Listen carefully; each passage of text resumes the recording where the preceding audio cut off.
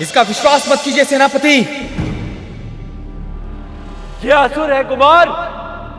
छल करना, असत्य बोलना, ये इसका स्वभाव है।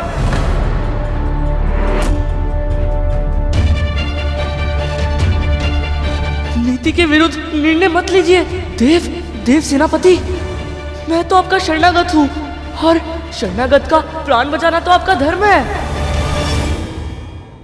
दया कीजिए, दया कीजिए।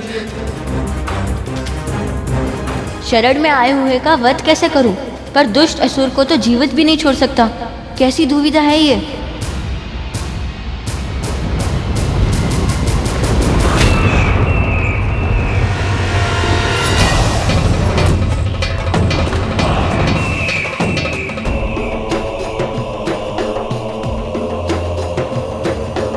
जो शत्रु के पांव में गिर जाए वो मेरा पुत्र हो ही नहीं सकता।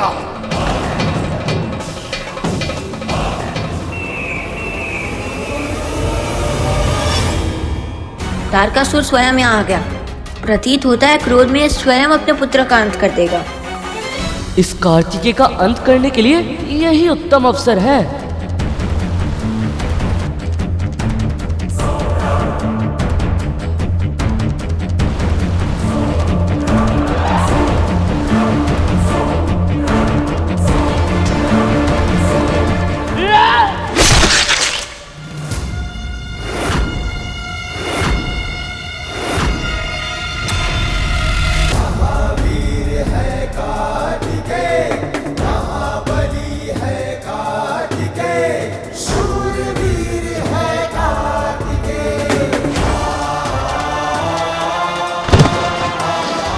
दुष्टों पर दया नहीं की जाती, उन्हें दिया जाता है केवल दंड।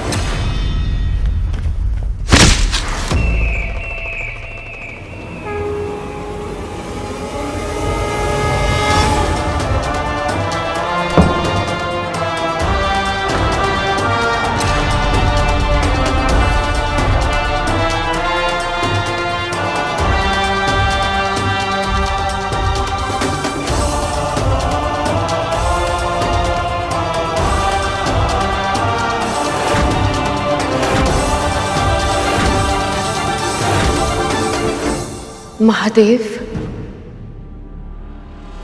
हमारे पुत्र ने युद्ध की मर्यादा तो रख ली, परंतु वो तारकासुर का सामना कैसे करेगा? पुत्र कितना भी क्षमतावान ही क्यों ना, पर मां की ममता सदैव उसकी चिंता करती रहती है। और हमारे पुत्र में तो आपका अंश है, आदि शक्ति का अंश, और आपको अपनी शक्ति पर विश्वास करना ही पड़ेगा देव।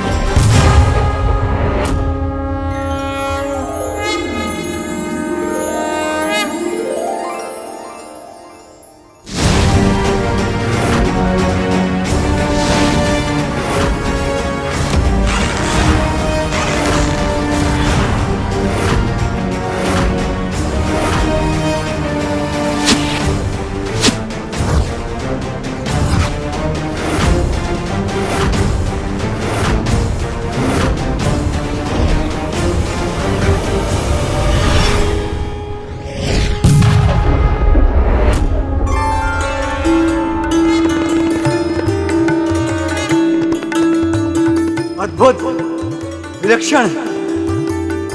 इतनी कम आयु में इतने बड़े असुर से युद्ध कर रहे हैं राजकुमार कार्तिकेय। और वो भी बिना किसी भय के। और यही नहीं वायुदेव, तारकासुर जैसे भीषण योद्धा के प्रहारों का उत्तर अपने अस्त्रों से देकर कुमार अपनी योग्यता को सिद्ध कर रहे हैं। नहीं तो किसी और में यह सामर्थ्य कहां कि तारकासुर जैसे योद्धा के सामने इतनी देर टिक पाए।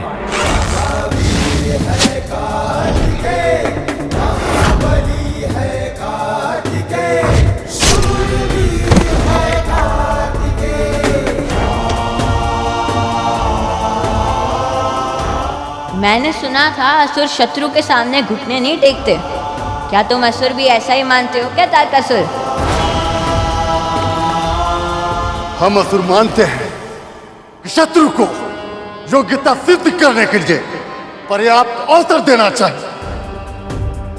रुकिएगा बालक, प्रहार कर।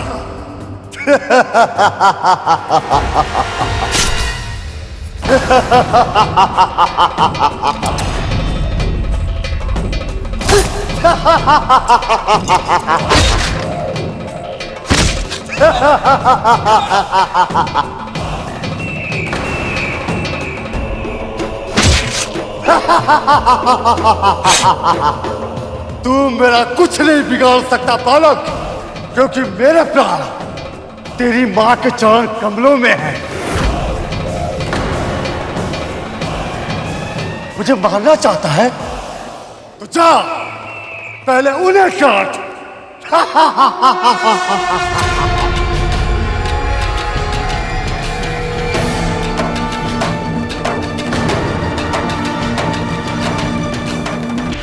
तारकासुर के प्राण माँ के चरणों में, किंतु ये कैसे संभव है? माँ पर प्रहार करने का मैं विचार भी नहीं कर सकता हूँ, किंतु फिर तारकासुर का अंत कैसे करूँगा मैं? ये राक्षस राज तो बड़े ही बुद्धिमान निकले। कार्तिकेय को ऐसी दुविधा में फंसाया जिसका कोई समाधान ही नहीं है।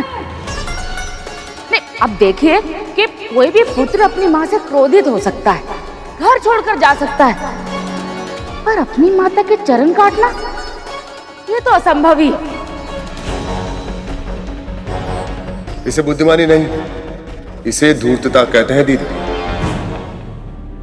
भला धर्म और मां, इन दोनों के बीच में से किसी एक को कोई कैसे चुन सकता है भला?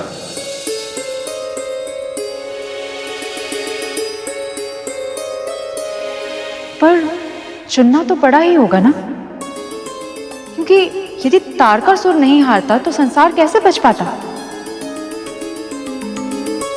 परंतु मां, सदैव अच्छे व्यक्तियों को ही ऐसी कठिन परीक्षाएं क्यों देनी पड़ती है? क्योंकि अच्छे व्यक्ति ही भगवान से सबसे अधिक प्रेम करते हैं। उनको अपने चरणों में सदा सदा के लिए स्थान देने से पहले भगवान के लिए भी अनिवार्य होता है कि वह उनकी परीक्षा ले। कार्तिकेय के लिए भी ये चुनाव करना बहुत कठिन था।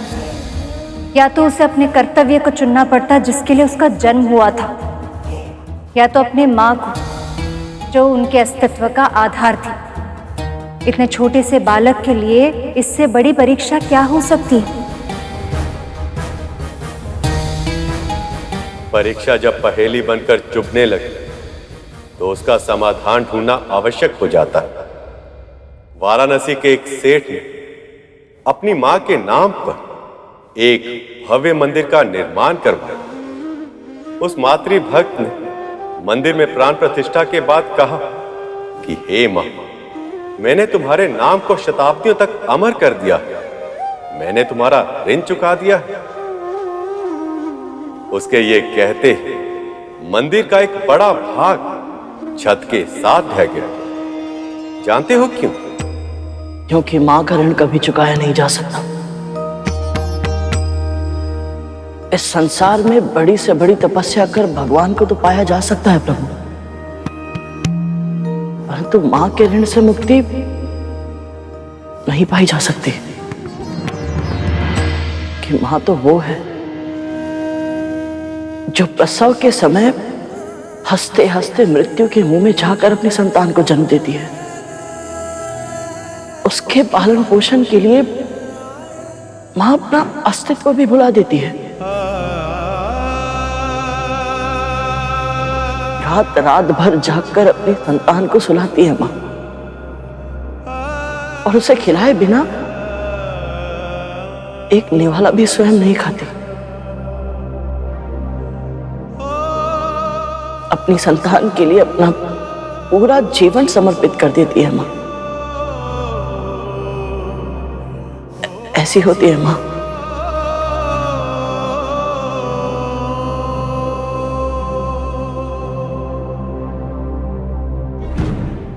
आयु कम है पर बातें बहुत बड़ी बड़ी करते हैं आप, किंतु उसके लिए हमारे पास समय नहीं है। आप ये बतलाइए कि कथा में आगे क्या हुआ, कार्तिकेय ने क्या किया?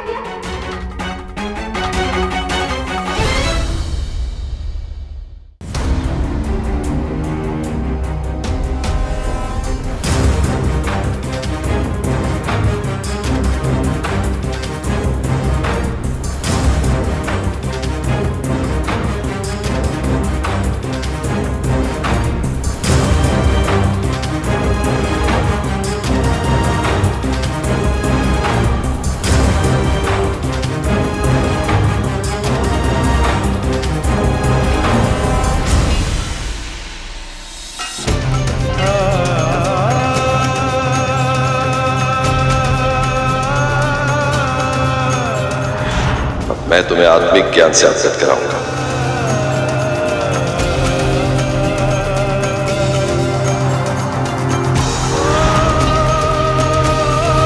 अब आप हमारे सेनापति हैं, तो हमें किसी का भी भय नहीं। तू मेरा कुछ नहीं बिगाड़ सकता बालक, क्योंकि मेरे प्राण तेरी मां के चरण कमलों में।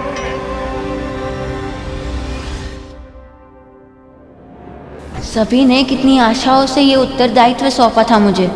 अब कैसे निभाऊं अपना दायित्व, कैसे रक्षा करूं संसार की, कैसे?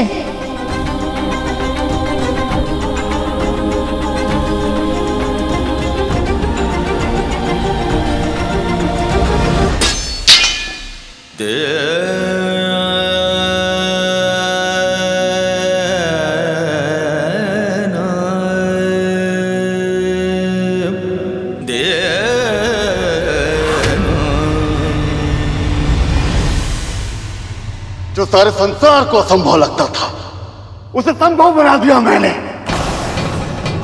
जो कल तक अकल्पनीय था, उसे यथार्थ में बदल दिया। आज मैंने केवल उस बालक कार्तिकेय पर ही नहीं, अपनी मृत्यु पर भी विजय पा ली है। अपने काल को हरा दिया है मैंने। आप सत्य कह रहे हैं स्वामी?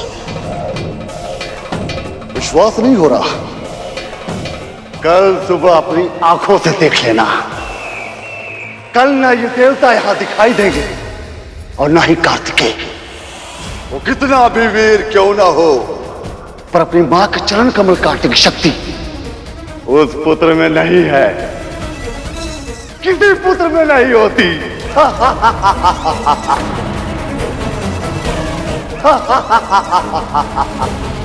अब बस बहुत हो गया महादेव। मौन रहकर मैं ये सब नहीं देख पाऊंगी। ये असुर युद्ध नहीं कपट कर रहा है, एक पुत्र को अपने मां के विरुद्ध तलवार उठाने के लिए विवश करने का प्रयास कर रहा है। जानता ही नहीं कि ये अनर्थ कभी नहीं हो सकता। पर ये अनर्थ हो गया है मां।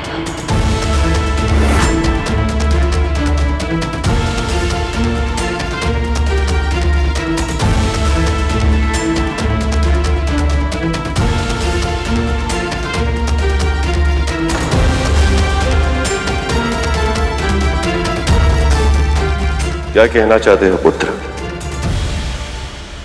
तुम्हारा अर्थ क्या है? आप दोनों ने ही मुझे सिखाया कि मेरा धर्म है धर्म की रक्षा करना, क्योंकि मेरा जन्म एक विशेष उद्देश्य के लिए हुआ था।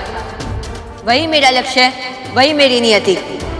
इसलिए आज अपने धर्म का पालन करने के लिए मुझे कुछ भी क्यों ना करना पड़े, मैं करूंगा।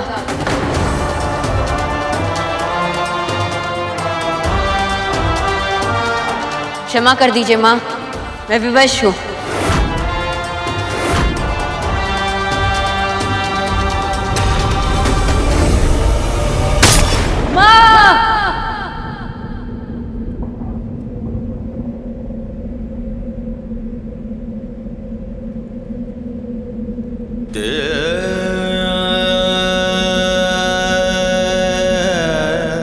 ये कितने गंभीर मानसिक संताप से जूझ रहा है, इसका आभास मुझे है महादेव। इसकी पीड़ा मैं अपने हृदय में अनुभव कर पा रही हूं।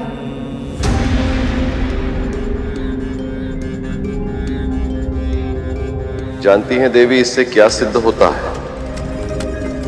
इसे अथाह प्रेम है, आपसे भी और इस संसार से भी, जिसे आपने ही रचा है। तभी तो संसार के हित के लिए यह आपका हित नहीं कर सकता, पर आपका हित ना करके इस संसार को अभिशप्त जीवन जीने के लिए विवश भी नहीं कर पा रहा। इस अंतर्द्वंद की पीड़ा हमारे पुत्र को अवश्य सहनी पड़ रही है पार्वती, और हमें स्मरण रखना होगा कि स्वर्ण अग्नि के ताप को सहकर ही कुंदन बन पाता है। आप स्वयं को दोष मत दीजिए कुमार। ऐसी परिस्थिति में हम देवता भी नहीं समझ पा रहे हैं कि क्या करें और कैसे। तो फिर आप तो बालक हैं कुमार, आपका तो भयभीत या भ्रमित होना तो स्वाभाविक है। पर यह विकल्प मेरे लिए नहीं है देवराज। एक और ये धरती है, सारा संसार है, जिसकी रक्षा करना मेरा दायित्व है, इसलिए तो जन्म हुआ है मेरा। और दूसरी ओर वो माँ है, जिनके कारण मेरा अस्तित्व संभव हुआ है। दोनों में से किसी एक का चुनाव करना संभव नहीं है।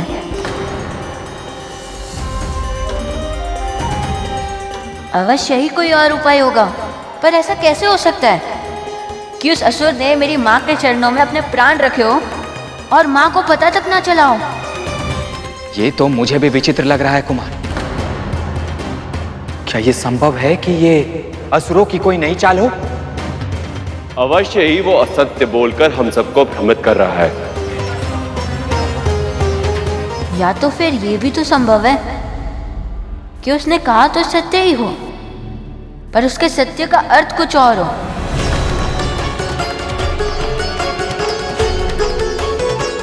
तू मेरा कुछ नहीं बिगाड़ सकता बालक, क्योंकि मेरे प्राण तेरी माँ के चरण कमलों में है। उसने कहा था कि उसने अपने प्राण मेरी माँ के चरण कमलों में रखे। चरण कमलों का कोई और भी अर्थ हो सकता है क्या? ये तो अब हमें तारकासुर ही बताएगा। पर तारकासुर स्वयं अपने रहस्य को उजागर क्यों करेगा कुमार? करेगा देवराज।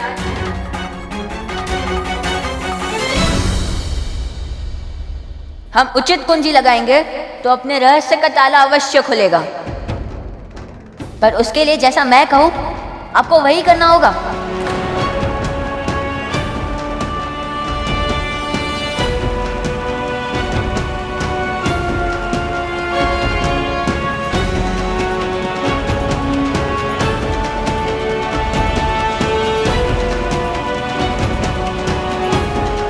ऐसी क्या योजना बनाने जा रहा है ये? इसने देवराज से क्या कहा होगा प्रभु? कहीं कोई ऐसा कार्य तो नहीं करने जा रहा जिससे ये फिर से किसी संकट में पड़ जाए। अभी तक हमारे पुत्र ने केवल शक्ति और भक्ति का ही परिचय दिया है, पर अब समय आ गया है, इसे बुद्धि की परीक्षा भी देनी होगी। जिसके पास शक्ति, भक्ति और बुद्धि का संगम हो, उसे पूरे ब्रह्मांड में कोई पराजित नहीं कर सकता देवी।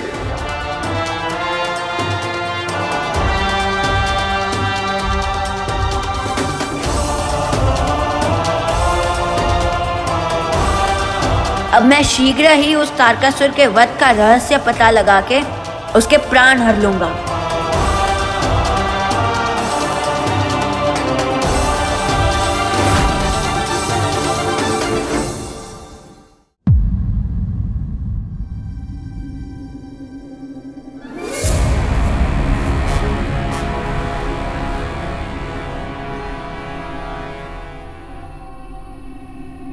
महारानी,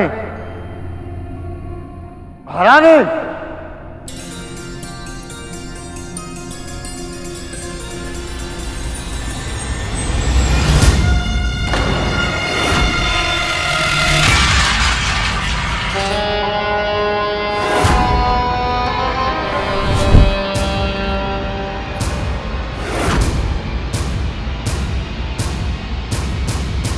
आप देवी मां में आस्था रखती हैं, भक्ति की शक्ति पर विश्वास है आपको, इसलिए मुझे लगा कि मुझे आपको सावधान कर देना चाहिए। यदि आपने अपने स्वामी को नहीं रोका महाराज, तो उनकी मृत्यु निश्चित है।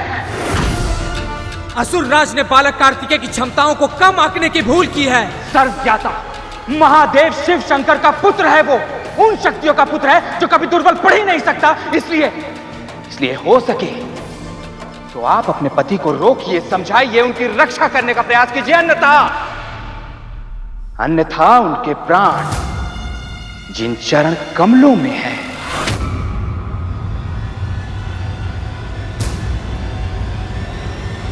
वो गौरी शंकर सुत उनका विनाश करके रहेगा।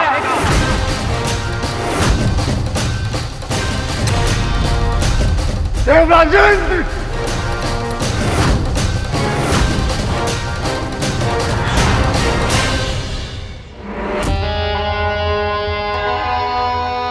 स्वामी, स्वामी कार्तिकेय को आपके चरण कमलों का रहस्य पता चल चुका है स्वामी। अब क्या होगा?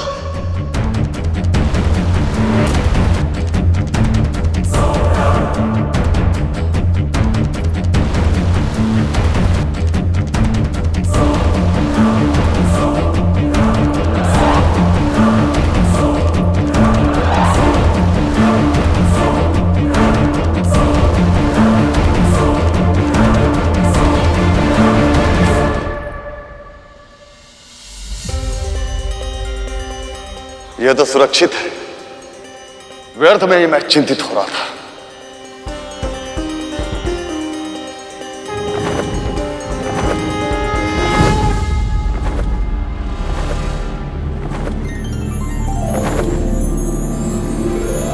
तो ये है वो कमल जिसमें बसी है तारकासुर की प्राण शक्ति। अब मुझे ज्ञात हो गया कि तारकासुर के प्राण हरने हैं तो मुझे इस कमल को नष्ट करना होगा।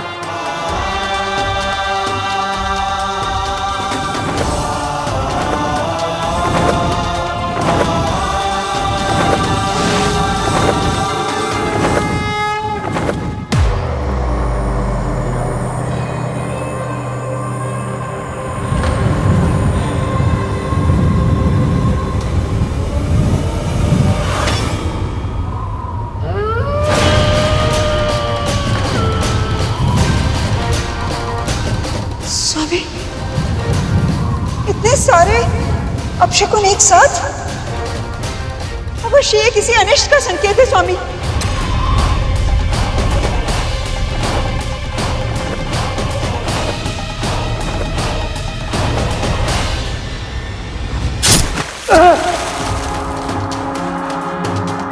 स्वामी, क्या हो रहा है आपको स्वामी?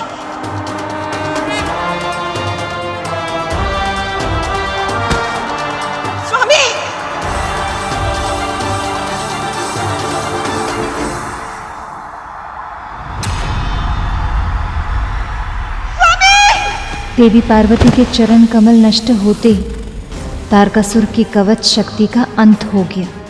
किंतु फिर आरंभ हुआ वो युद्ध जिसकी प्रतीक्षा देवताओं को कई वर्षों से थी। कार्तिकेय और तारकासुर का युद्ध, और अब की बार कार्तिकेय के वार से तारकासुर को कोई नहीं बचा सकता था। मेरे साथ छल करके तूने मेरे स्वर्ण कमल को भले ही नष्ट कर दिया हो, पर तू मेरे मनोबल को नष्ट नहीं कर सकता, और न ही मेरे भुजबल को। अब भी इतना शक्तिशाली हूं मैं कि तुझ जैसा असंख्य बालक मेरा कुछ नहीं बिगाड़ सकता। जानता ही है ना, यज्ञों की आहुति मेरे नाम पर होती है। भय से दी गई आहुति आस्था के छोटे से दीपक का भी सामना नहीं कर सकती तारकासुर। आज तुम्हारा अंत होगा, और वो अंत करूंगा मैं।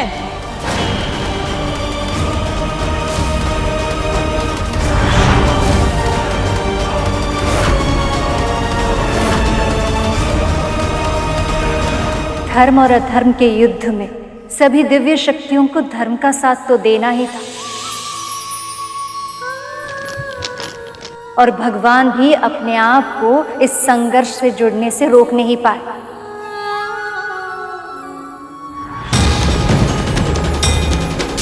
तभी नारायण, ब्रह्मदेव, महादेव, शक्ति अपने अपने दिव्य अस्त्रों के साथ वहां पहुंच गए।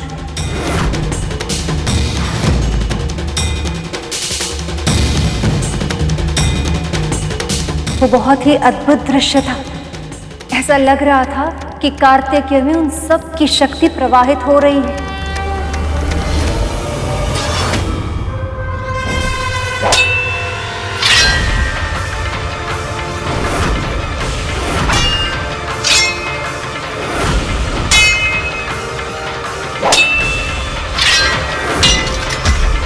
अंत में वहां दुर्गा मां प्रकट हुई। उन सब की असीमित बल से प्रेरित होकर वो गौरी शंकर सुत काल बनकर तारकासुर पर टूट पड़े।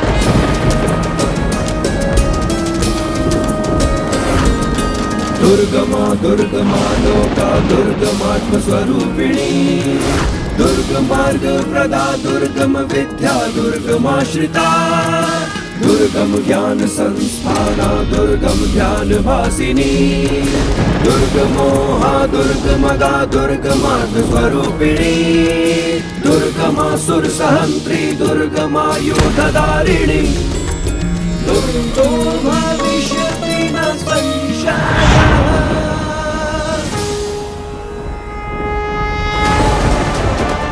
देवराज, क्या हमारा स्वप्न सत्य में सच हुआ? क्या तारकासुर सच में मारा गया?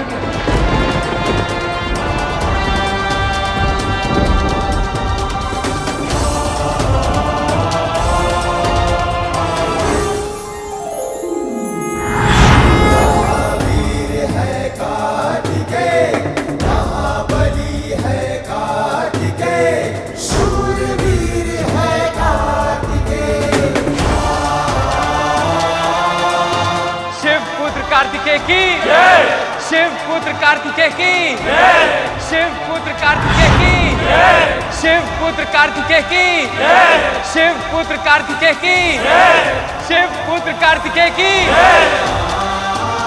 और इस प्रकार स्कंदमाता के आशीर्वाद से कार्तिकेय ने तारकासुर जैसे महादुष्ट राक्षस का अंत किया और संसार की रक्षा।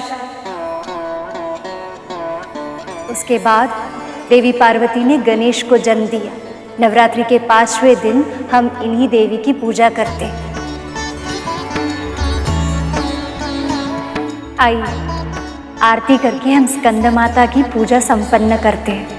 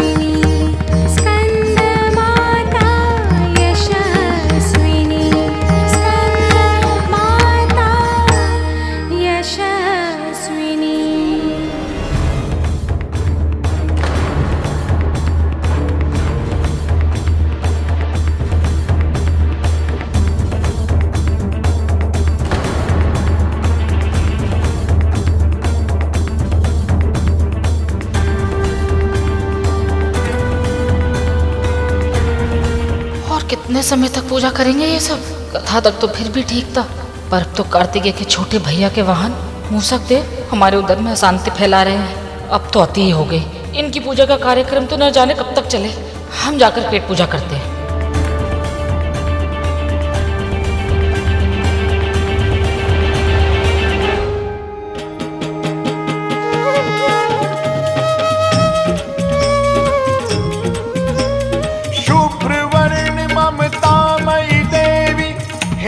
स्कंद माता सर्वोत्तम संतान की जननी, तू ही स्कंद की माता है माँ, तू ही स्कंद की माता है माँ, तू तू ही स्कंद की माता।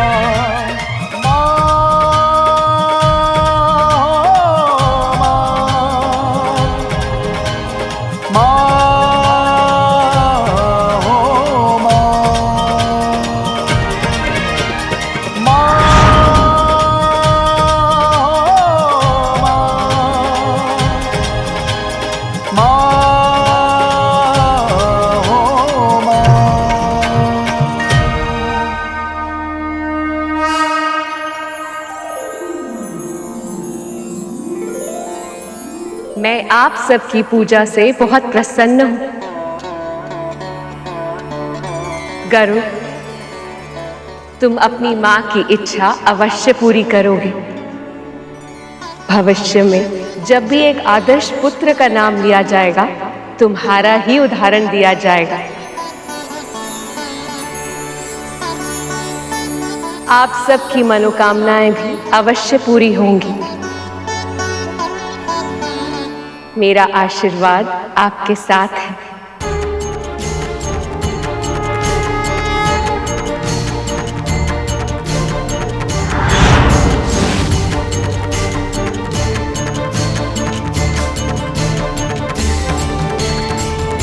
माँ की सबसे बड़ी इच्छा तो यही है कि मैं प्रभु नारायण की सेवा करूं, और मेरी भी बस यही एक मनोकामना है कि नवरात्रि के सभी व्रतों को पूरे विधि विधान से पूरा करके मैं अपने प्रभु का वाहन बन पाऊं।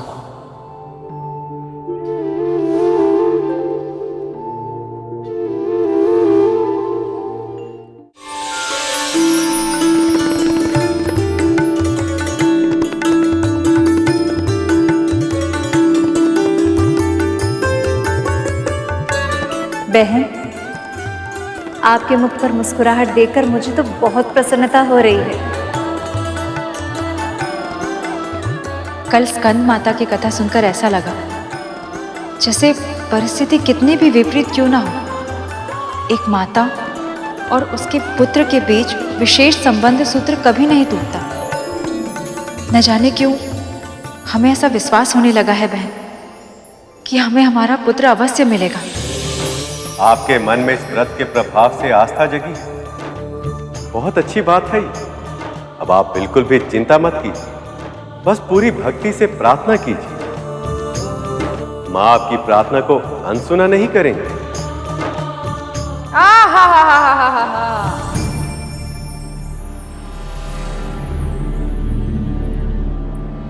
व्यक्ति गाय पाले, भौ भौ करता श्रवण पाले, किंतु भ्रम कभी ना पाए।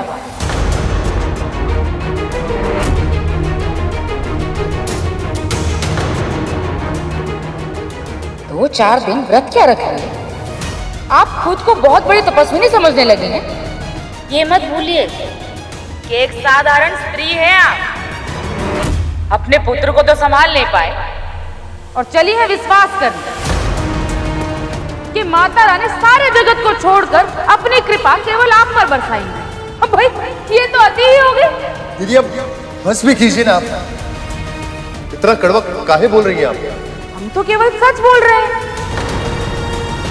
ये जो आपके अतिथि है ना छोटे, ये तीनों माता रानी की कथा सुनने सुनाने के बहाने हबी को उल्टी सीधी पट्टी पढ़ा रहे हैं। बहुत अच्छे से जानते हैं हम ऐसे लोगों को। हाँ नहीं तो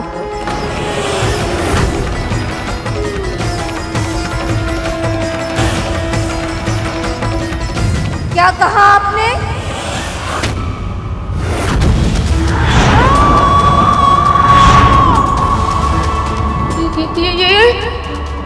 ये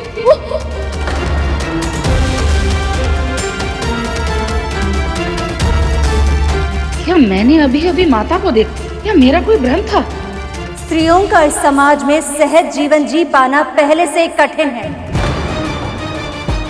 और आप एक स्त्री होकर भी दूसरे स्त्री के मार्ग पर कांटे बो रही है।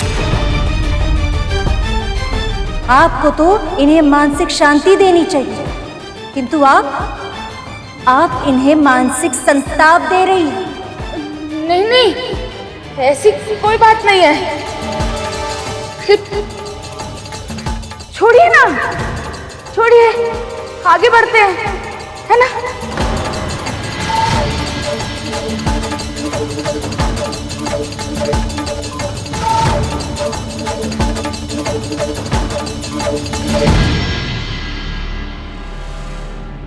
आप बुआ जी की बातों से प्रभावित मत होइएगा।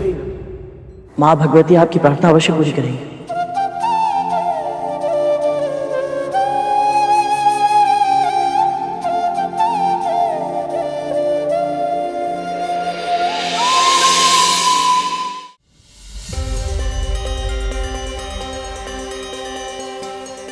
अब तक आप सबने सुना कैसे माँ ने शैलपुत्री के रूप में महाराज हिमवंत के घर जन्म लिया। आपका विवाह उन्हीं के साथ हो जिन्हें पति रूप में प्राप्त करने की इच्छा समय आपके हृदय में सहज रूप से प्रकट करे।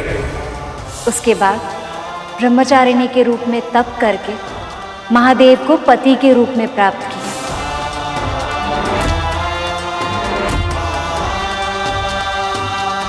फिर चंद्रघंटा के रूप में घंटानाद करके उन्होंने बुरी शक्तियों का नाश किया।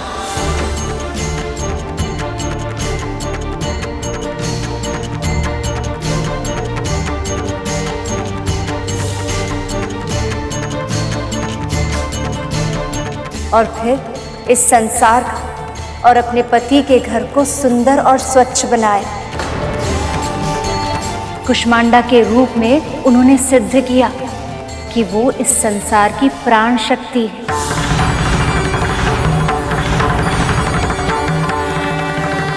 और फिर स्कंदमाता के रूप में कार्तिकेय और गणेश को जन्म देकर उन्हें योग्य बनाया।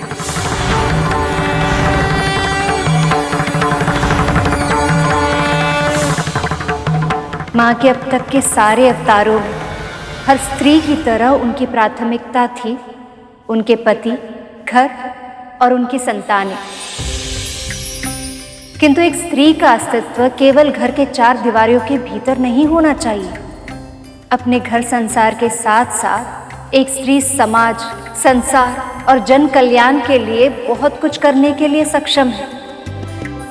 इसलिए नवरात्रि के छठे दिन हम देवी माँ के कात्यायनी रूप की पूजा करते हैं, जिन्होंने इस संसार को स्त्री शक्ति की व्यापकता का प्रदर्शन किया।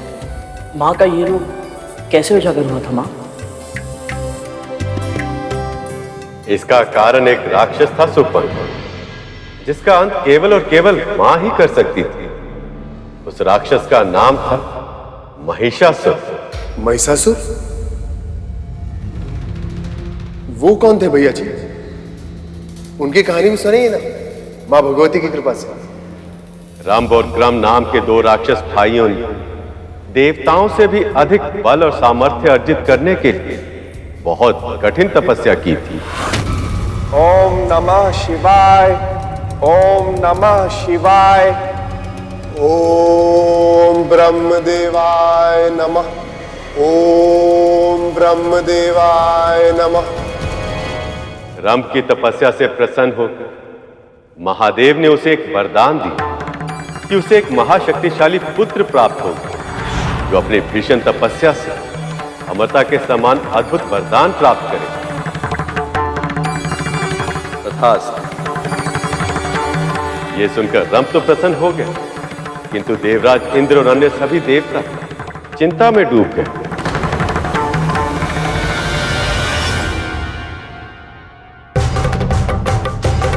महादेव से वरदान प्राप्त करने के बाद रंभ एक बलशाली हंस पर मोहित हो गए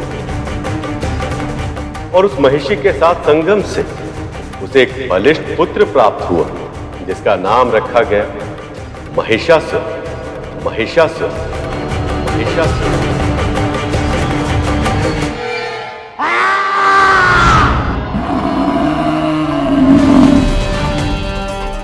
जन्म के बाद से ही महिषासुर हिंसा करने लगा था। उसका भय मात्र पशु पक्षी और मनुष्य में ही नहीं, बल्कि देवताओं में भी था, क्योंकि उसमें अमृत के समान वरदान प्राप्त करने की क्षमता थी, और यदि वो अमर हो जाए तो संसार का विनाश निश्चित है।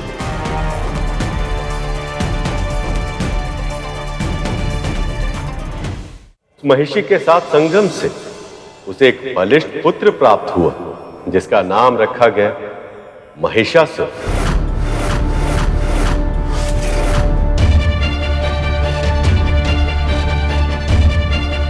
जन्म के बाद ही महिषासुर हिंसा करने लगा था। बिना किसी कारण के ही अपने निकट के जीव जंतुओं को सताने लगा। उसका यह स्वभाव देखकर देवता भी भयभीत हो गए। उन्हें लगा कहीं क्रम ने भी वरदान में महिषासुर जैसा पुत्र मांग लिया तो संसार में अस्थिरता आ सकती है।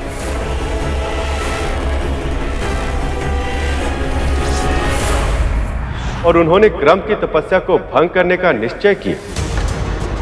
देवराज इंद्र मगरमच्छ का रूप धारण करके सरोवर में उतर गए।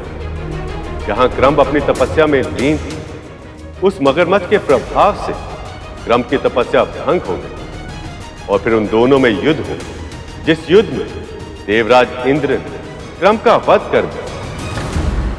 किंतु उसी समय रंभ अपनी पत्नी और पुत्र के साथ वहां पहुंचा और फिर क्रम, मेरे भाई ये क्या हो गया? इतनी शीघ्र तुम मुझे छोड़कर चले गए मेरे भाई।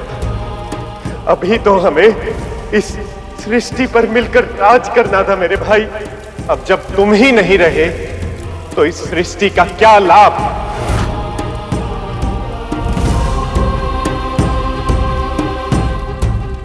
और क्या लाभ ऐसे राजपाट का? नहीं मेरे भाई, मैं तुम्हारे बिना जीवित नहीं रह सकता।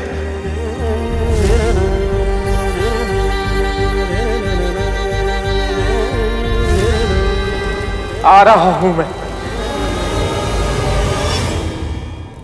क्रम के बिना मेरा जीवन व्यर्थ है। पुत्र, अपने पिता और अपने काका की मृत्यु का प्रतिशोध अवश्य लें और स्मरण रहे कि दुष्टों ने असमय हमें मृत्यु के मुख में जाने के लिए विवश कर दिया। मैं जानती हूँ आप अपने भाई से कितना प्रेम करते थे, किंतु यदि आप हमें छोड़कर चले जाएंगे तो हमारा क्या होगा स्वामी?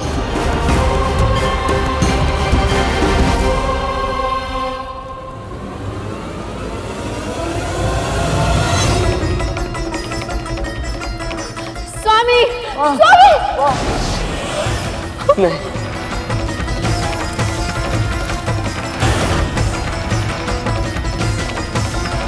अबला नारी हूं मैं। अपने स्वामी के बिना इस संसार में जीवित रहने की कल्पना भी नहीं कर सकती मैं भी इस देह का त्याग करूंगी। नहीं माँ, पर तुझे हम सब की मृत्यु का प्रतिशोध लेना होगा। देवताओं के राजा इंद्र से उसका सिंहासन छीनकर तुझे त्रिलोक का स्वामी बनना होगा।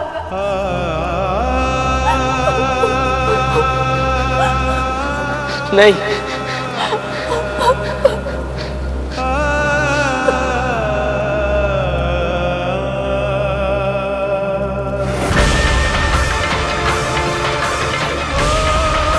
माँ!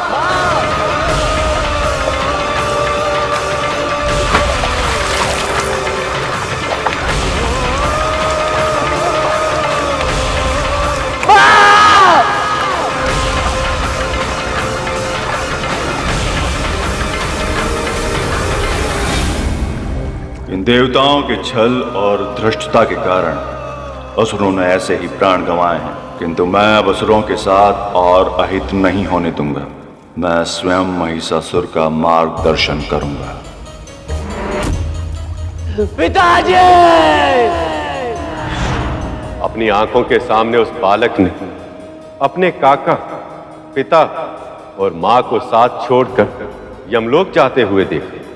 उसी समय उसके भीतर कुछ टूट गए और उसकी आंखों में प्रतिशोध की ज्वाला धधकने लगी।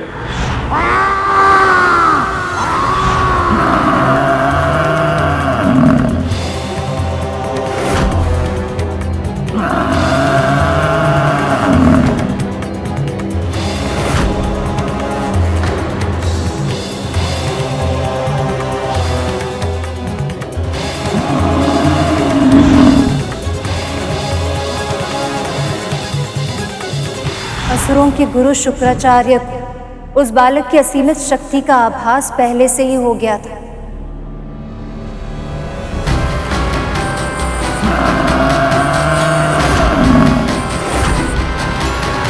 समय के साथ उनका विश्वास और भी दृढ़ हो गया कि महिषासुर देवराज इंद्र और अन्य सभी देवताओं को पराजित करके स्वर्ग पर अपना आधिपत्य स्थापित कर पाएगा।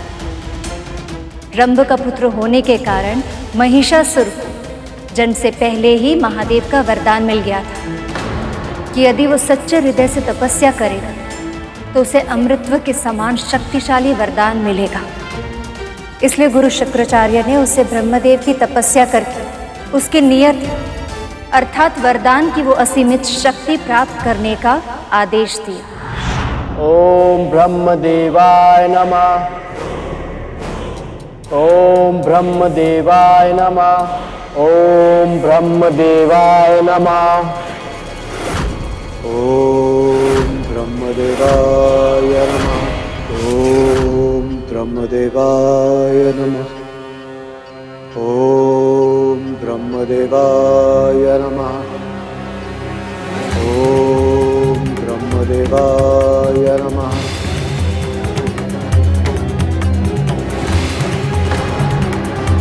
इसके तपोबल में निरंतर होती वृद्धि हमारे लिए संकट का सूचक है। अब तो बस एक ही उपाय शेष है, हमें इसकी तपस्या भंग करनी होगी। मुझे देवताओं का षड्यंत्र रोकना होगा। मुझे महिषासुर की तपस्या की रक्षा करनी होगी।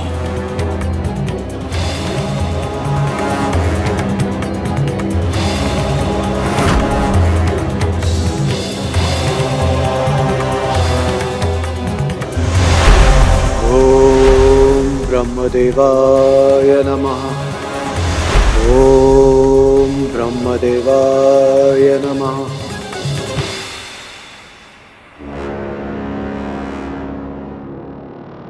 ओम ब्रह्मदेवाय नमः।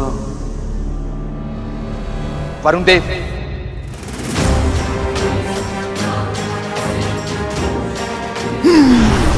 ओम ब्रह्मदेवाय नमः।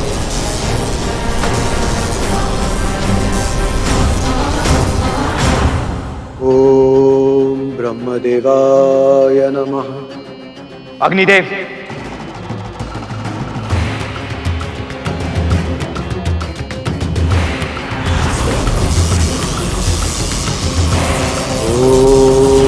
ब्रह्मदेवाय नमः।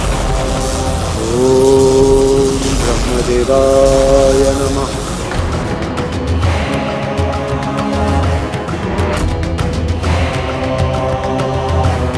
वायुदेव, कुछ भी कीजिए पर मुझे परिणाम चाहिए।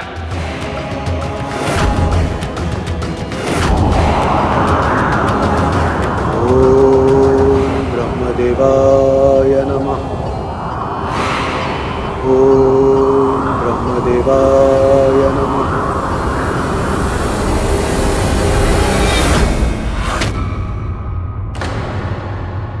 तुम देवताओं की शक्ति इतनी भी अधिक नहीं कि मेरे सुरक्षा कवच को भेद पाओ। इसकी तपस्या अवश्य पूर्ण होगी। महिषासुर अपने लक्ष्य को अवश्य प्राप्त करेगा। ओम ब्रह्मदेवाय नमः। एक और असुरों के गुरु शुक्राचार्य महिषासुर को अमृतत्व की ओर ले जा रहे थे, तो दूसरी ओर देवी पार्वती को आने वाले संकट का अनुभव होने लगा। अभी उन्होंने सक्रिय रूप से इसका अनुभव नहीं किया था, किंतु धीरे धीरे उनका मन कैलाश से भटकने लगा था, क्योंकि उन्हें चिंता थी अपने रचाए हुए संसार की और उसमें रहने वाले संतानों की।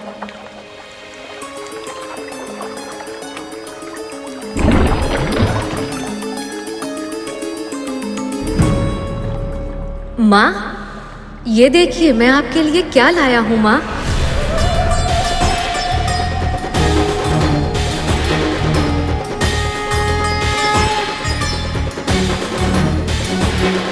अरे ये क्या हो रहा है? और माँ इतनी विचलित क्यों प्रतीत हो रही हैं?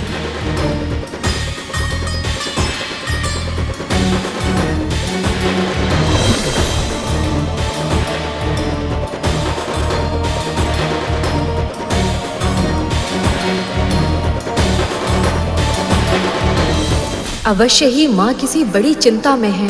क्या मुझे पिताश्री से इस विषय में बात करनी चाहिए? नहीं, अभी ये उचित नहीं होगा, अन्यथा पिताश्री माँ के लिए चिंतित हो जाएंगे।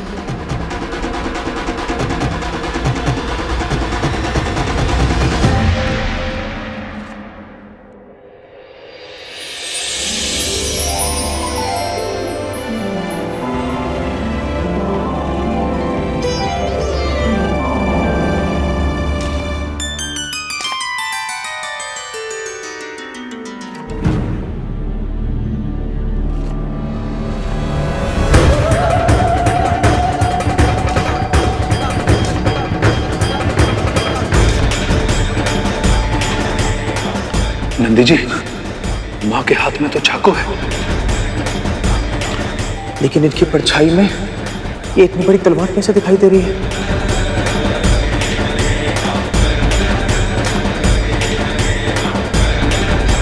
हे महादेव, रक्षा कीजिए।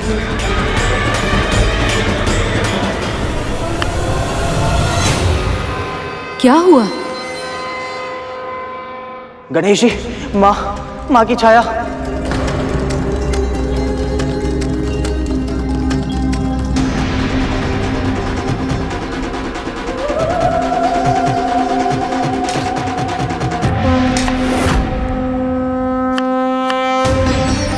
मेरा भय सत्य था।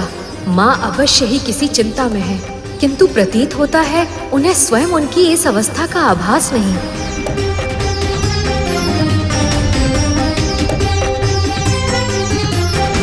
अरे, तुम तीनों को क्या हुआ?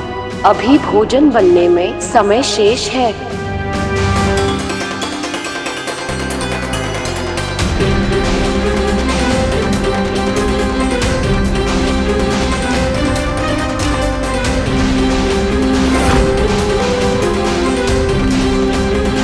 माँ के प्रतिबिंब में जिन विचित्र भावों की झलक दिख रही है, वो अवश्य ही भविष्य की किसी घटना का संकेत है।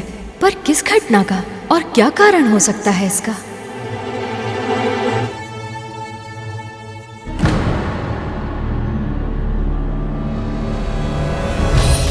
अरे, इन्हें क्या हुआ? बिना कुछ बोले ही चले गए।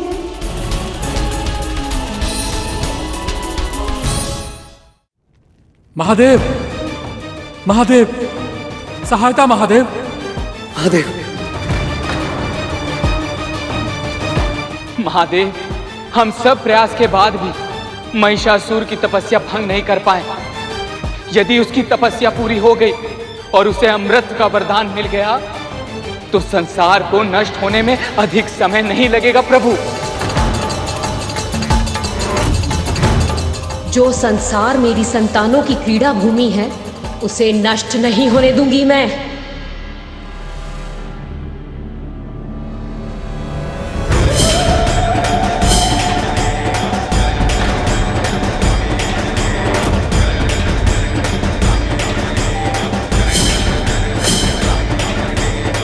पार्वती,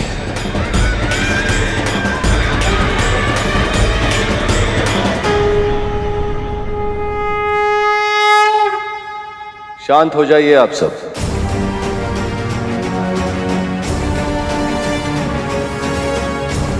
आपकी चिंता उचित है देवराज, पर महिषासुर अभी अपने गुरु की छत्रो छाया में है।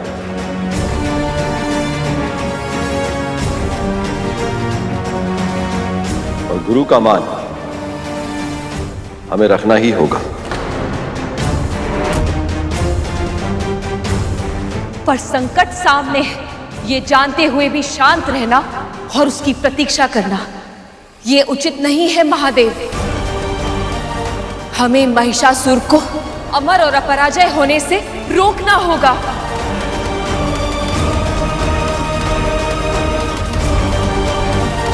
जिसने जन्म लिया है, उसे कभी ना कभी किसी ना किसी रूप में मृत्यु अवश्य घेर लेती है देवी। यही विधि का विधान है। जिस प्रकार कोई भी समस्या बाहर से देखने में असंभव दिखती है, उसका समाधान उसी के भीतर छुपा होता है। जिस वरदान से आप सभी देवता भयभीत हैं, वही महिषासुर की मृत्यु का मार्ग उजागर करेगा।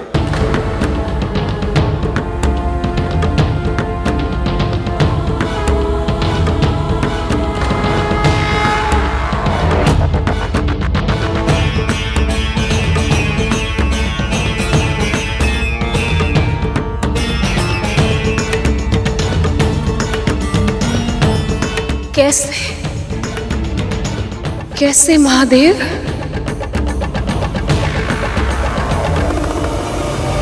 ओम ब्रह्मदेवाय नमः। ओम ब्रह्मदेवाय नमः। महादेव तो अपनी बात कहकर अपनी समाधि में लीन हो गए, किंतु देवी पार्वती वो कैलाश में रहते हुए भी उन्हें संसार के अन्य सभी की चिंता सताने लगी। महादेव के पास होकर भी देवी पार्वती के मन में शांति नहीं थी। और फिर एक दिन नित्य समय की तरह अपनी माता पिता की पूजा करते समय गणेश ने देखा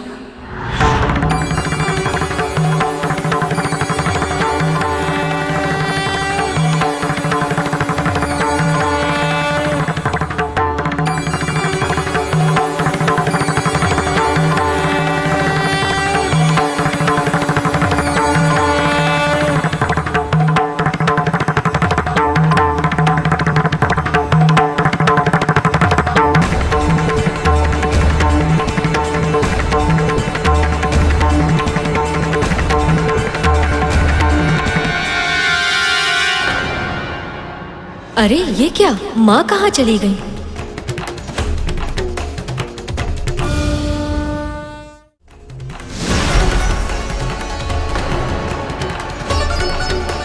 पिताश्री को माँ के बिना देखकर मुझे अचानक से ऐसा विचित्र अनुभव क्यों हुआ? क्या ये कोई अशुभ का संकेत है?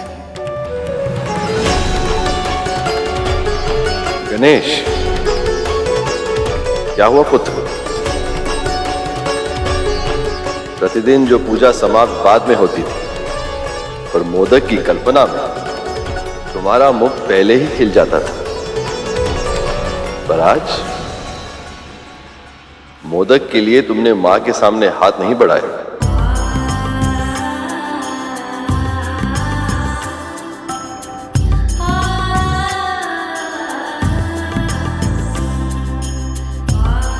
माँ, आप मुझे छोड़कर कभी नहीं जाएंगी ना?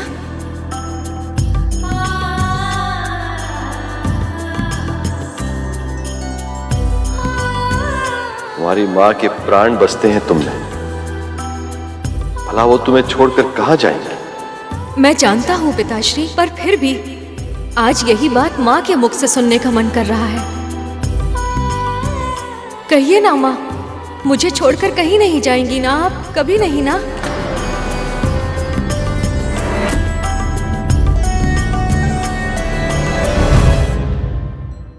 ये तू क्या कह रहा है गणेश? क्या हुआ देवी, आप इतनी असहज क्यों हैं?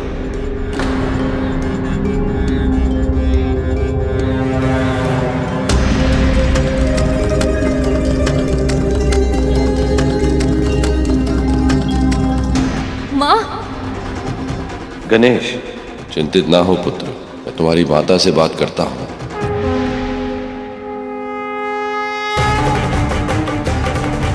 और यदि ऐसा नहीं हुआ तो मेरा भय सत्य हो जाएगा और माँ कैलाश और हमें छोड़कर चली जाएंगी।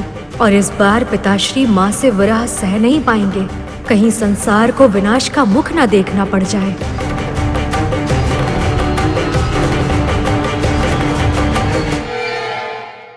पक्षीराज गरुड़ के साहस भरे कारनामे देखने के लिए चैनल को सब्सक्राइब करें और साथ ही बेल आइकॉन दबाना न भूलें।